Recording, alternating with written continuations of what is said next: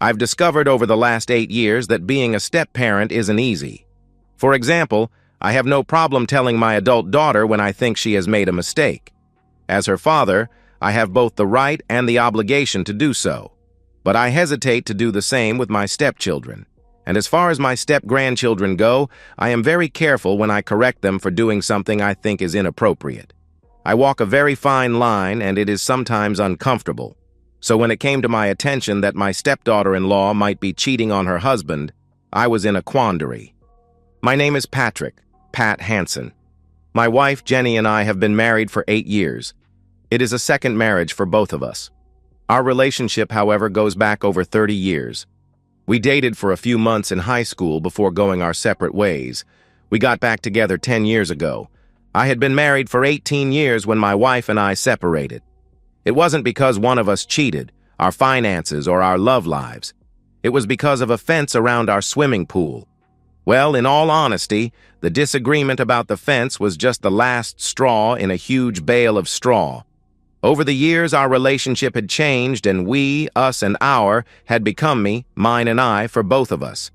So we decided to call it quits. Our daughter handled the divorce as well as could be expected and accepted, having 2 houses which gradually became 2 homes. She likes her stepfather and treats him with respect and affection, likewise with my wife, her stepmother. Jenny's son and daughter feel the same about me. At least I think they do. My daughter once asked Jenny why we quit dating in high school. Because I wouldn't put out and Nancy did.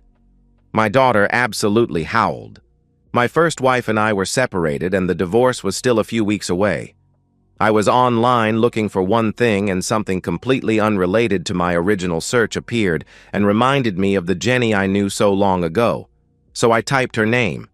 I didn't know her married name, or even if she was married, so I typed her maiden name. Up popped her name with her husband's obituary. The obituary even had her telephone number in it, which I thought was unusual, so I called her, and the rest, as they say, is history. I am the director of safety for a large trucking company. We moved to New Orleans 5 years ago to take the job. My work is difficult, but fortunately keeps me close to home. Jenny spends her time sitting on several boards for charities around the area. We are not wealthy by any stretch of the imagination, but we can do just about anything we want to do. Her late husband's investments helped see to that. My daughter is single and lives in Cincinnati, Ohio, where she and her mother own a relatively successful gift shop. Jenny's daughter lives in Estes Park, Colorado, with her husband, who is a park ranger, and their 2 children. Her son, Tyson, Ty for short, lives with his wife of 5 years in Memphis, where he is a manager for a package delivery service. Ty's wife, Lauren, is a dental assistant and works for one of the area's most popular dentists. They have a 4-year-old daughter named Madge. Jenny and I don't get to see our children nearly often enough, maybe once or twice a year for a few days. In the past couple of years, we have seen Ty, Lauren, and Madge more often than that. It is about a 6-hour drive from Memphis, and he seems to have lots of 3-day weekends, so they drive down every few months. Mardi Gras is a good time for them to come, and Madge loves to yell, "Throw me something, mister," while watching the parades. She has enough beads to buy Manhattan Island all over again. But for the last year or so, only Ty and Madge made the trip. Lauren always seemed too busy. It was the same thing last summer. Jenny and I took all of the children on a cruise. Everyone made it but Lauren. "She couldn't get off work," said Ty. Another time, Jenny and I were to meet them, as well as my daughter in New York City. But Lauren, again, was unable to be there. It was a busy week, and she felt guilty about taking off. What was the excuse Ty gave? "I'm beginning to think she doesn't like us." "It's not that, Pat. I guess she feels like she needs to be close to work in case an emergency pops up." When your job becomes more important than your family, it might be time to find another job. We never talked about it again, and I never felt close enough to him to really discuss his personal life, and I have certainly not discussed it with Jenny. But I had begun to have some concerns about their marriage. Now what, if anything, should I do about those concerns? I decided to do nothing for the time being. 4 months ago, One of the trucking associations my company is a member of was hosting a seminar in Nashville. My boss decided that it would be a good idea for us to be represented, so I made arrangements for my assistant to go. 2 days before the seminar was to start, her husband had emergency gallbladder surgery and she couldn't go, so I went. That sounds funny. Emergency gallbladder surgery. But I understand that it isn't very funny to the patient. Jenny thought it would be a good time for her to visit her daughter in Colorado, and I agreed. The seminar was over on Friday afternoon, and several of us were going to have dinner and socialize for the evening. We were able to get a table at a very nice steakhouse, and their Wagyu strip and creamed spinach were perfect. My flight didn't leave until noon the next day, so I was in no hurry to leave the steakhouse. Besides, the Hilton was only a couple of minutes away, so I decided to have another drink and call Jenny. My gin and tonic had just arrived, and I was ready to hit Jenny's number on speed dial when I saw a couple being escorted to a table not too far from my own. I watched as the waiter held the chair for the lady, and she sat. I have no idea how women can sit when their dresses are so tight they can hardly breathe, much less move.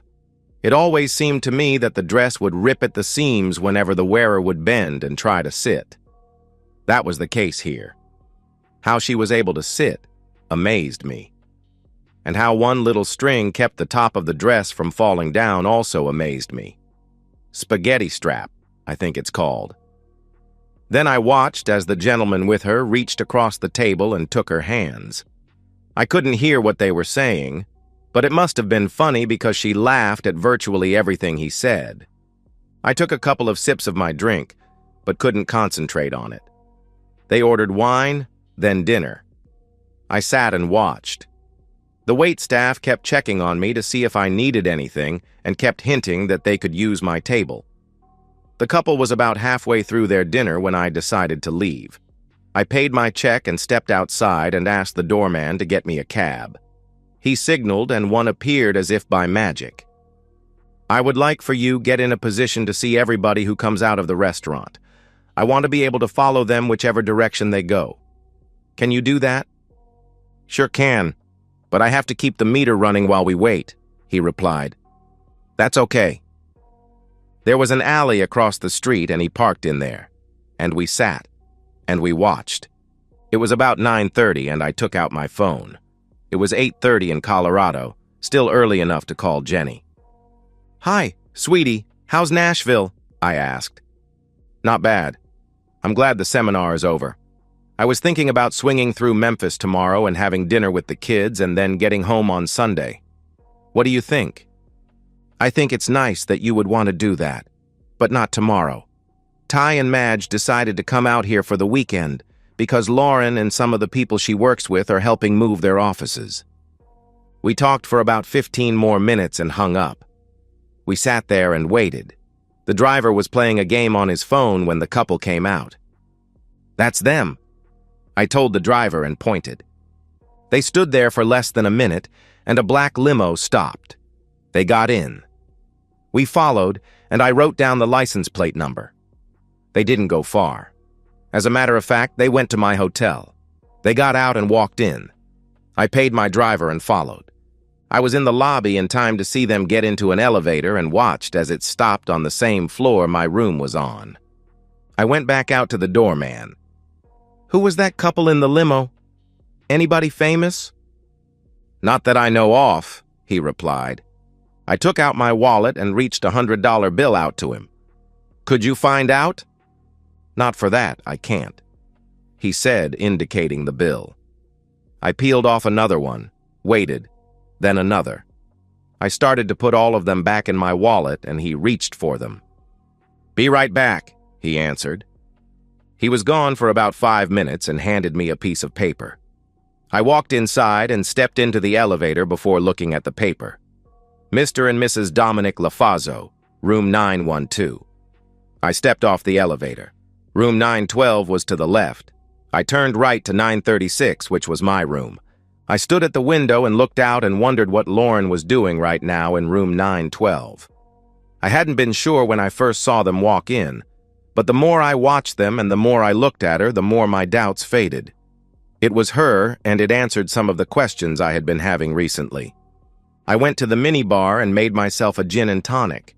I opened my phone and looked up private investigators in Nashville. There were a lot of them. I looked until I saw one which said, "Call 24 hours." So I did. Less than an hour later, I opened my door to a middle-aged couple who introduced themselves as the investigators, and I asked them in. They turned down my offer of a drink, so we talked. I told them I wanted to know everything I could find out about Dominic Lafazzo. I told them the room number and gave them the limo license plate number. Then we talked about money. "When would you like us to start?" "Right now, too soon?" I handed them a credit card. They took down the information they needed and left. I had planned to go home tomorrow but made up my mind to stay until Sunday. I went to bed and tried to sleep. I spent most of the next morning sitting in the lobby trying not to be noticed. While I sat there, I changed my flight to Sunday afternoon. Shortly before noon, they stepped off the elevator, walked outside, and got in the limo. I walked down the street, ate lunch, and was back sitting in the lobby when they walked in 5 hours later and got in the elevator. I sat there the rest of the day but never saw them again. The next morning, I received a call from one of the investigators while I was on my way to the airport. She wanted to update me. We met at the airport and she handed me the envelope. "There is some information on Mr. Lafazzo. There are also pictures and a video. The pictures are pretty tame, but the video is not. The same doorman you paid to get Lafazzo's name helped us get into their room yesterday while they were gone so we could plant our equipment. We figured if he took your bribe, he might take ours. And he did. He was able to get us the room next to Lafazzo so we could monitor and record what went on.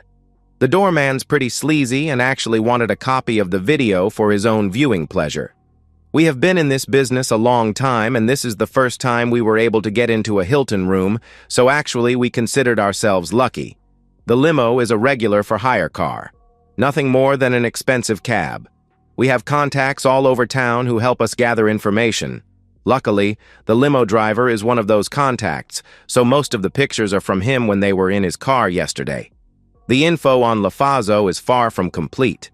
He's from Memphis and comes here every couple of months and always brings a girl with him.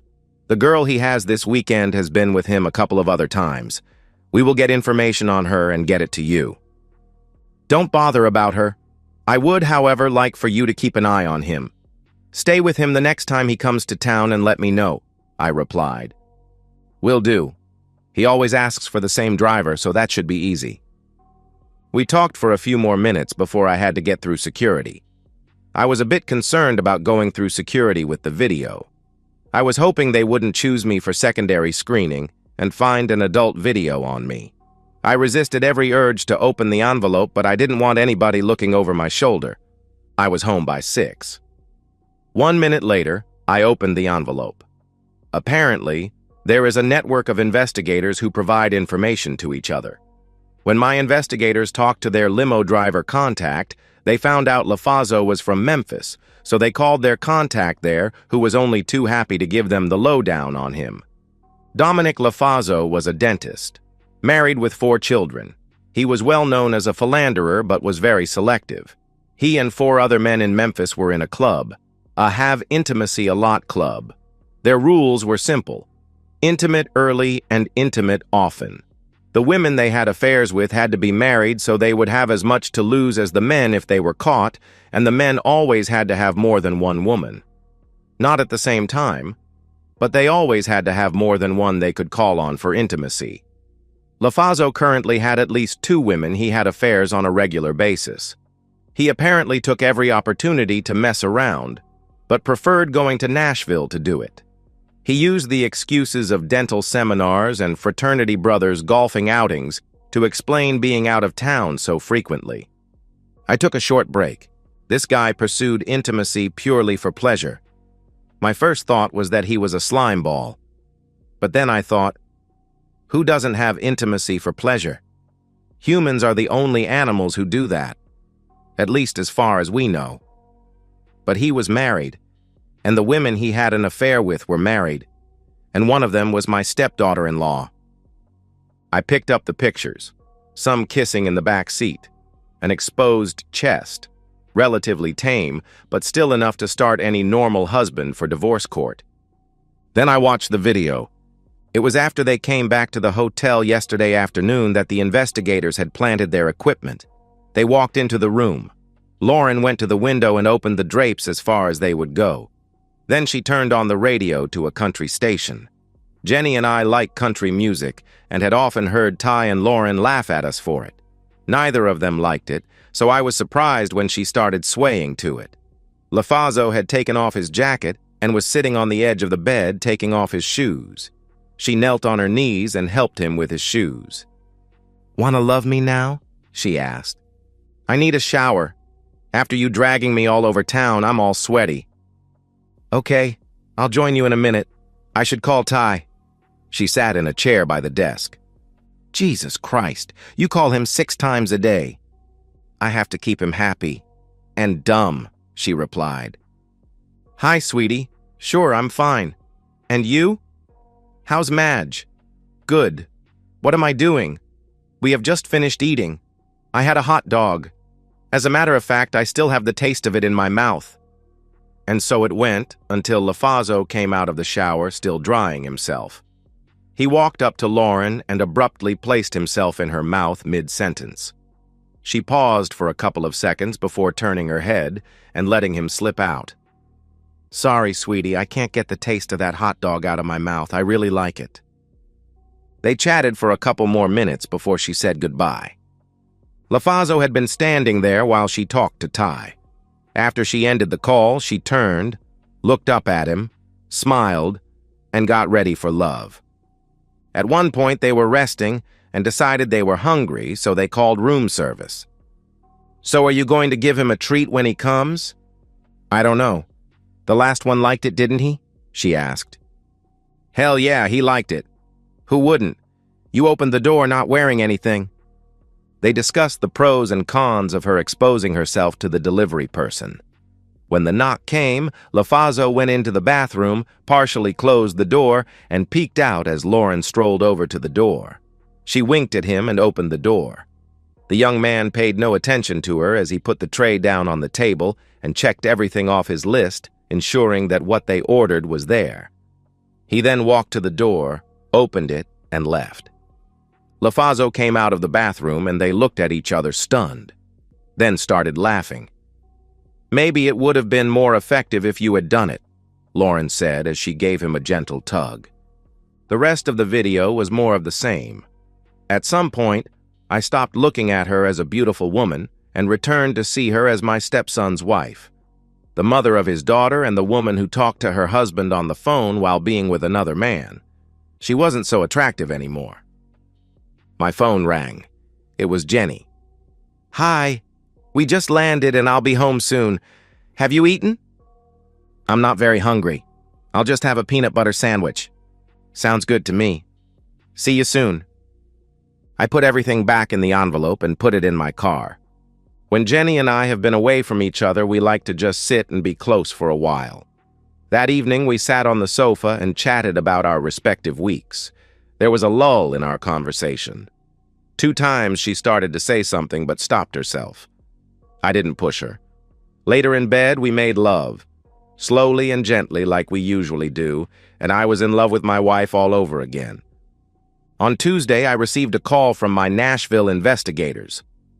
"Mr. Hansen, we know you told us not to bother about the woman LaFazzo was with in Nashville, but we have some information anyway. One of our investigators was watching Sunday morning as he and the woman left the hotel. He got in the limo, but she got in a car the valet had brought. We took her license plate number and checked it out. The car is registered to a Tyson Wagner in Memphis. He is married to Lauren Wagner. And get this, she works for LaFazzo. We have been trying to figure out why they traveled separately and came to the conclusion that they just didn't want to take a chance on being seen." "Okay. Thank you for the update. I'm going to call your Memphis contact and ask him to keep an eye on both of them." "We've already talked to him. He has your name and number and will be in touch." The rest of the week was comparatively normal if you factor out the fact that I still felt that Jenny had something to tell me, but was hesitating. Finally, on Thursday evening, she opened up. We were in bed reading when she started. I think Ty and Lauren are having problems. Why do you think that? Did he say anything last weekend? I asked. Not directly. He did say that he had offered to help her and the office staff move, but she was quick to say that they wanted to do it themselves and that it would be a good opportunity for him to visit his sister. Is that all? I asked. It's just that she never wants to go anywhere with him and Madge. She keeps saying she wants to stay home. Nothing wrong with that, I replied. No, but remember 3 months ago when he and Madge came here? Lauren couldn't come because she was going to train a new employee, and her boss preferred the training be done over the weekend and not when patients were there. Well, the day before he drove down here, he had her car serviced and cleaned. The day after he got home, he noticed that one of her tires was low on air, so before he went to work, he took it to put air in the tire. While he was airing the tire, he noticed that the car was dirtier than it should have been after just having been washed, and there were a couple of fast food bags in it. The only time Lauren eats that junk is when they are traveling. So he looked at the mileage and compared it to the invoice from when he had it serviced, and it had gone over 500 miles. That's strange, especially since she was supposed to be working all weekend. Did he ask her about it? No, she replied. Why not? I pressed. He was afraid too. He honestly doesn't know if he wants to know. She hesitated. That's not all. He called me Monday morning. He and Madge got home late Sunday from our trip to Colorado, and Lauren was in the living room with a glass of wine. She told him she had just taken a bath because she was sweaty from working all day helping move the office. He got her dirty clothes from the hamper in the bathroom and took them to the laundry room with the clothes he and Madge had taken to Colorado. He was going to wash them, and as he was sorting through them, he didn't find anything that resembled what she might normally wear when moving office furniture. No jeans or shirts, just skirts, blouses, and dresses. Why didn't you tell me this when he called? I asked. He asked me not to. You had voiced concern about her not traveling with them before, and he didn't want to add fuel to the fire. Does he have any idea what might be going on and what he might do about it? I asked. No to both. Again, he's not sure he wants to know. Well, he has to do something. I was on the verge of telling her what I knew, but chose not to. After listening to Jenny, I decided to talk to Lauren personally and tell her what I knew, then see what happens. Jenny and I talked for a few more minutes before going to sleep. She and Ty talked several times over the next couple of weeks. He decided to give Lauren some time and see what would happen. Jenny told him not to give her too much time. I had also been talking to the Memphis investigators. Apparently, LaFazo had made another trip to Nashville with another woman. She was the wife of the mayor of one of the small towns around Memphis. The investigators in Nashville were able to get videos thanks to the Hilton doorman again. Apparently, he asked for a copy of that video as he had asked for Lauren's. He told the investigators that he would not cooperate anymore unless he received a copy of everything they made going forward. I also talked to my boss and told him that I would probably be taking a Friday off in the near future. From what Jenny told me, there was some progress on the Ty and Lauren front. Things seemed to be getting better. Maybe so, I thought, but wait until it's her turn for Nashville. That happened all too soon. The following week, Ty called Jenny and told her that Lauren was chosen to attend a conference in St. Louis the next weekend. Her boss was paying for it. She was happy and he was proud of her. I told my boss and I was cleared to be off on Friday. I also told Jenny that I would be in Nashville for the weekend. She assumed it was for business, and I didn't tell her differently. Since Lauren is going to be gone over the weekend, why don't you see if Ty and Madge can come down? Good idea. I'll call him now. On Friday morning, I flew to Nashville and was met by my investigators. Ty and Madge flew, courtesy of Jenny and me, to New Orleans. Welcome back, Mr. Hansen. Everything is ready for you. They arrived at the hotel about 2 hours ago and have been making love since. We made a deal with our favorite doorman and our cameras are rolling. He won't get copies of anything we video, but he will get more money. Good. Let's get to my room. Yes, sir. We sat in my room for the next several hours. I started watching the live broadcast from the room next door, but stopped after only a few minutes. Finally, late in the afternoon, LaFazo and Lauren left to go eat. As soon as they left, my investigators retrieved their equipment from LaFazo's room, and I called Lauren. They had been out of the room for less than 15 minutes. "Hello, Pat. What's up?" "I am Lauren. I'm up on the 8th floor of the Hilton in room 837. You need to come and talk to me. You shouldn't have any trouble finding it. It's right next to 835, the room you were in while you were loving Dominic LaFazo. Be here in 15 minutes. I ended the call. The video was loaded on my computer, and I was alone in the room 16 minutes later when she knocked. I opened the door. Both of them were standing there. I stood aside as she stepped into the room. He started to enter as well. I shoved him back and closed the door. I turned to Lauren and just looked at her. "What happens now?" she asked. "That's up to you." "What do you mean?" she asked. "You can either walk out of this room and out of Ty and Madge's life, or I can show him the video of you and that jerk." "Video?" she questioned. I walked to my computer and pushed a button. It immediately showed Lauren on her back with LaFazo with her. She reached to stop it, but I grabbed her hand. It continued. She reached again to stop it. I let her. She slumped on a chair and looked up at me. "I can't just walk away. I have to talk to Ty." "Why didn't you talk to him before you decided to cheat?" Silence. "Ty and Madge are at my house. You go back to Memphis right now. Pack your stuff and leave. You write Ty a letter telling him you don't want to be married anymore. You don't talk to him or Madge, and you don't look back." "Don't I even get a chance to apologize?" she asked. "No," I roared. "I can't leave Madge. I won't leave her. Maybe, Pat, maybe Ty and I can work through this. I'll stop. I'll be a good wife. I'll never cheat again." "Could you do that, Lauren? Could you be a faithful wife? The last time you were here, I watched as made love to LaFazo and then talked to your husband and joked about loving the taste of the hot dog you just ate. You humiliated him and you laughed about it. If you just walk away, I'll never tell him about you and LaFazo, and he will think you just didn't want to be married anymore. But if you fight me on this, I will make sure everyone you know sees the videos." "Oh my God, you saw that?" she asked. "Yes." For the first time since she came into the room, she started crying. "I'm sorry, Pat. I'm so sorry." We sat in silence. Her phone was in her purse and we heard it ring. She looked at me.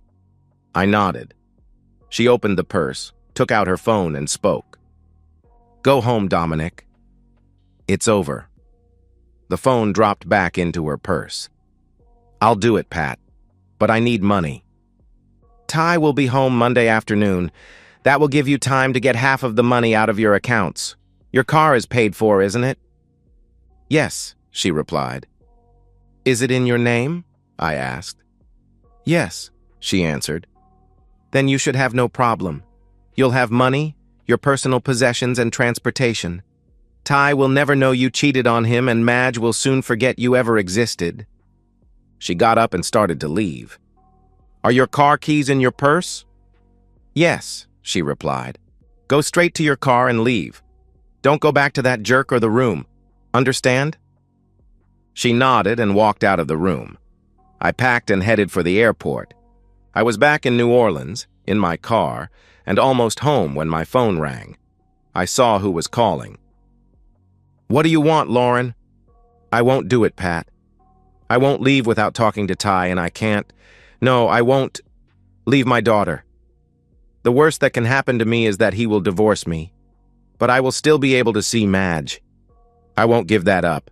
You can tell whoever you want, but I'm not leaving until I talk to Ty." "What if I give copies of the videos to your family and friends? Are you willing to endure the ridicule and scorn from them? They will shun you, you know. They will laugh at you and call you an unfaithful spouse and other things. Will talking to Ty and being able to see Madge be worth it?" "Madge is my daughter. She may hate me for a while, but sooner or later she will forgive me and love me again." "What about Ty?" I asked. "I don't know. He may always hate me and never love me, but I have to tell him that what I did was not his fault, that he did nothing to deserve it. It was my desire for intimacy and the opportunities Dominic Lafazzo offered for intimacy that led me to do it.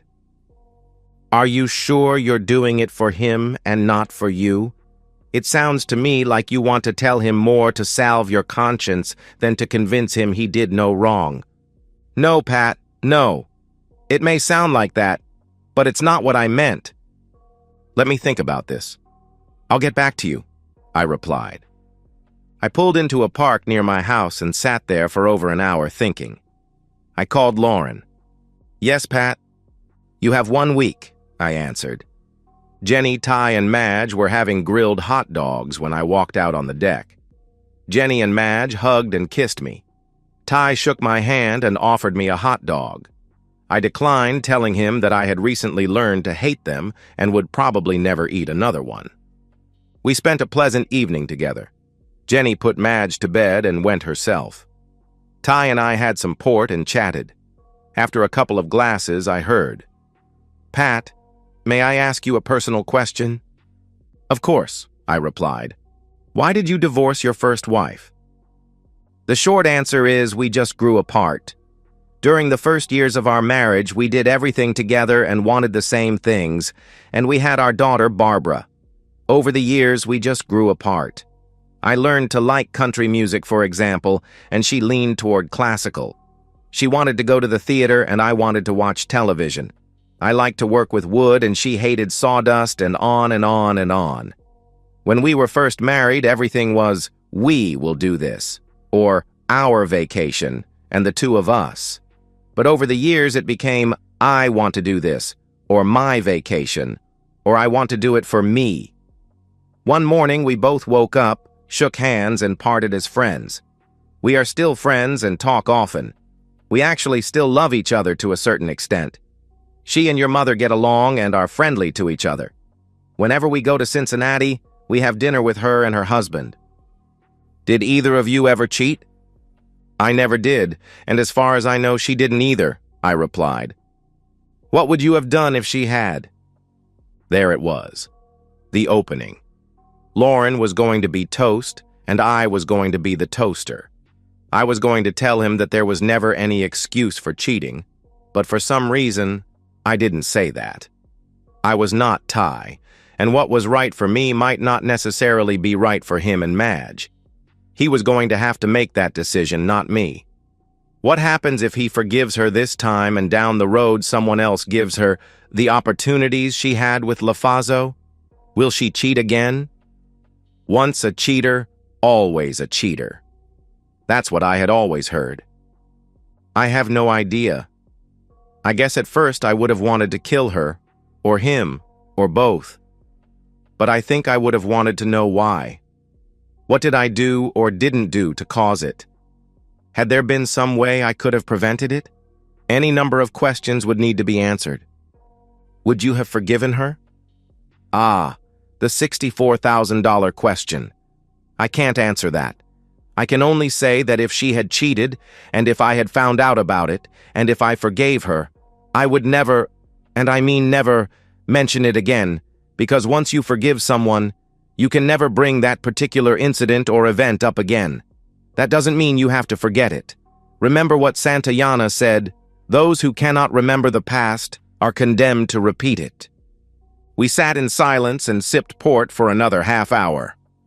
Finally, I said, "It's been a long day. I'm going to bed." We said goodnight. Ty and Madge left for home Monday morning. After they left, Jenny and I talked a little about our concerns for his marriage, but generally just enjoyed being near each other. On Tuesday evening, Jenny received a call from Ty. It seemed Lauren had confessed that she had been having an affair with her boss for the past year or so. She asked his forgiveness and promised to never do it again. She suggested they go to counseling and work to get past her cheating for the sake of their marriage and Madge. Ty told her to pack up and move out, and she did. He had no intention of tolerating her cheating. Jenny came and clung to me sobbing. He did the right thing, didn't he, Pat? I think so.